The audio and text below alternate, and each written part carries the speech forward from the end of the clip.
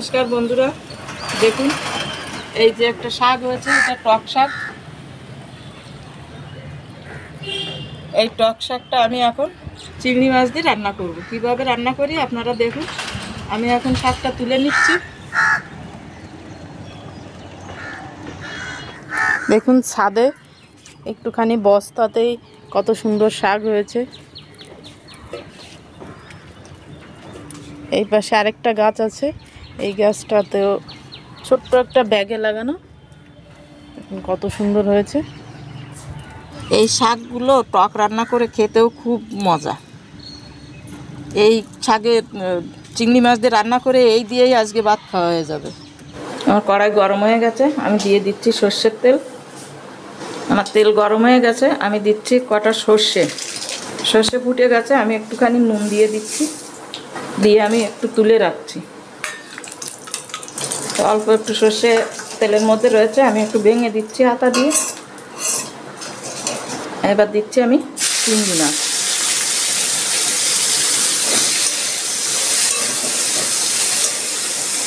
চিংড়ি মাছে আমি একটু নুন দিচ্ছি একটু হলুদ।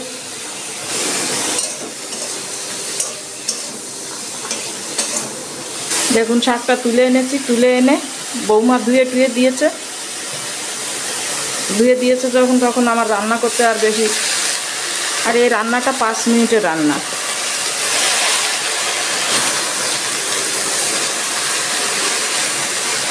আমি স্বাদ মতো নুন দিয়ে দিচ্ছি হলুদ গুঁড়ো।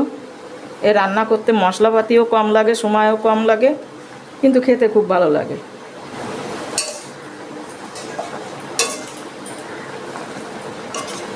এবার 2 মিনিটের জন্য আমি একটু ঢাকা দিয়ে দিচ্ছি, আঁচটা কম করে একটু ঢাকা দিয়ে দিচ্ছি শাকটা সিদ্ধ হওয়ার জন্য।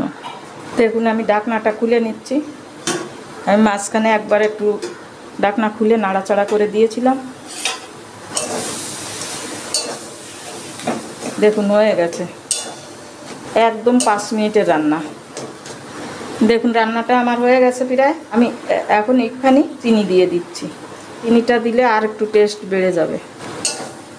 শাক কাটতে না বটি লাগলো, রান্না করতে না জল লাগলো, হয়ে গেল রান্না। এই যে সর্ষেটা তুলে রেখেছিলাম, এই সর্ষেটা আমি এখন দিয়ে দিচ্ছি।